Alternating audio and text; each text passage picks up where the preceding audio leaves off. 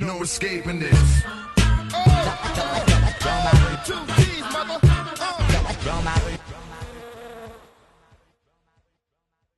Bonjour à tous, alors j'ai eu quelques demandes sur la Kenyan, j'avais commencé c'est vrai l'année dernière une vidéo sur la Kenyan et j'avais effectivement pas terminé de vous montrer comment j'avais fait tous les petits détails de fin. Et ben je vais vous montrer ça et puis ce sera l'occasion de regarder une Kenyan peuplée aussi sans ouvrir parce que là c'est un essaim que j'ai peuplé il n'y a pas longtemps. Donc on va se contenter de regarder un petit peu comment il se comporte, mais j'avais pas envie de l'ouvrir là une semaine après l'enrichissement, je trouve ça un peu tôt. Voilà, on va quand même regarder.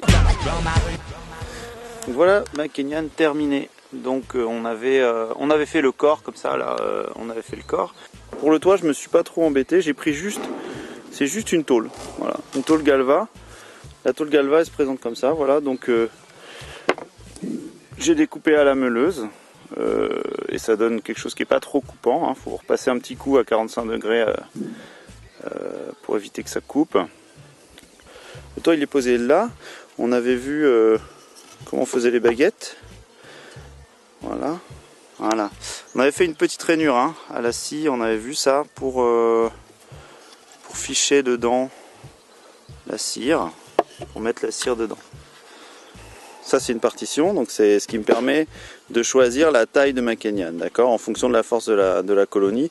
Et tout bêtement, alors il y a plein de modèles qui existent, mais ça c'est tout bêtement la même pièce que celle-ci. Donc c'était beaucoup plus simple, enfin j'ai trouvé ça simple à faire, donc j'ai pris cette option. Pour le fond, on peut faire un fond plein. Moi j'ai choisi de mettre un fond grillagé parce que je voulais pouvoir contrôler le varroa. Donc c'est pareil, ça il y a beaucoup d'apiculteurs qui ne contrôlent pas le varroa sur Kenyan. Moi je le fais sur mes dadans, j'aime bien savoir ce qu'il y a dans mes colonies. Donc je préférais mettre un fond grillagé parce que ça me permet de mettre un lange en dessous et de juger si oui ou non il y a trop de varroa dans ma ruche. Un souci qu'on me demande parfois de régler avec la Kenyan, c'est comment je nourris sur ma Kenyan. Alors moi j'ai bricolé quelque chose. Moi ce que j'ai bricolé c'est ça. C'est donc exactement la même baguette que ça. On a juste fait 2 coups de scie avec un coup de ciseau à bois et on a juste fait un petit trou comme ça sur la baguette. Donc si j'ai mon essaim qui est là et que j'ai cette baguette, j'ai mon essaim qui est là, j'ai cette baguette qui est là, le petit trou va pouvoir me servir avec ce type de nourrisseur. Ce type de nourrisseur là, donc c'est un nourrisseur, ça c'est le dessous, donc les abeilles montent par ce trou. Elles grimpent dans le nourrisseur. Et on peut recouvrir le nourrisseur de cette manière, d'accord? Donc en fait, on fait juste coïncider ce trou là avec celui-là, hop, et ça va tout simplement permettre à la colonie de grimper, tac. Et on met le sirop donc dans le nourrisseur là, et on n'oublie pas de mettre des cabochons là, hop, tac. Donc ça c'est une solution, c'est un vieux nourrisseur que j'ai récupéré, dont je me servais pas et le voilà qui peut me servir ici sur ma Kenyan.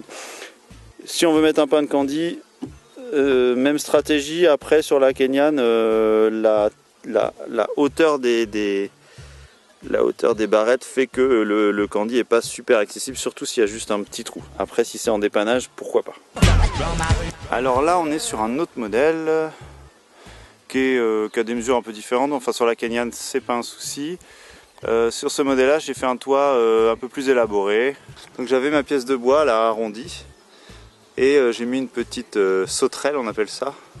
C'est ce qu'on a sur les côtés des dadans pour pouvoir ouvrir, fermer le toit facilement. Donc ça permet